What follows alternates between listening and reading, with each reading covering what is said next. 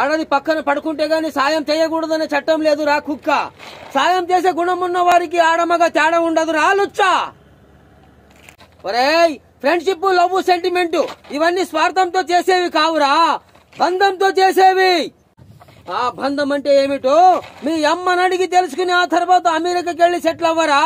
కనీసం ఇండియా పరువన్న నిలబడుతుంది. Out, get out.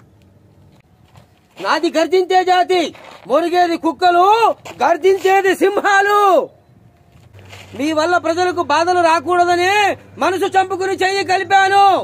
నేనేం జరగకూడదు అనుకున్నాను, అది జరిగింది.